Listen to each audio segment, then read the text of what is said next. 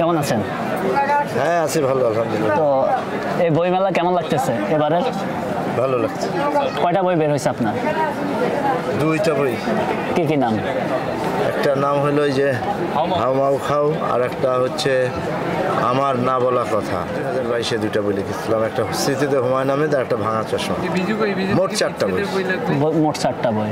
তো এই বইগুলো কোন কোন প্যাভিলিয়নে পাওয়া যাবে? এখন এই যে মিজানে আছে হাউ মাউ খাও, আর কিংবদন্তিতে পাবে আমার না বলা কথা।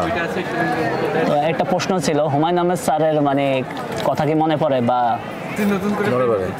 ওনাকে নিয়ে কিছু বলবেন? না, এখন মৃত ব্যক্তি, ওনার প্রতি শ্রদ্ধা, ওনাকে সবসময় স্মরণ। আমরা সবসময় ফেসবুক ঘাঁটতে গেলে মানে দেখি ওনার মানে শ্রেষ্ঠ সৃষ্টি আপনি, মানে সবাই বলে মানে আপনার মানে যেভাবে আপনাকে তৈরি করছে এটা কতটা সত্য? যেহেতু সবাই বলে তাহলে সত্য হইতে পারে। হ্যাঁ হ্যাঁ, থ্যাংক ইউ। তো আপনি কোন চা পছন্দ করেন, দুধ চা না রং চা? অবশ্যই স্বাস্থ্যসম্মত রং চা। তো এবারে বইমেলায় যারা মানে আসবে, এখনো আসে নাই, তাদের উদ্দেশ্যে কিছু বলবেন? অনেকে আসতে চায় না বা আসে না, তাদের উদ্দেশ্যে বলবো তো আসেন, বই মেলায় আসেন, ঘুরেন, বই কিনেন, বই পড়েন, বইকে ভালোবাসেন।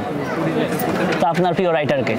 আপনি তো একজন রাইটার হয়ে গেছেন এখন, তো আগেও লিখছেন, তো আপনার প্রিয় রাইটারকে?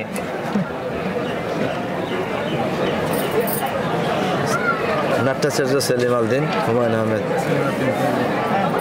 আচ্ছা, ধন্যবাদ।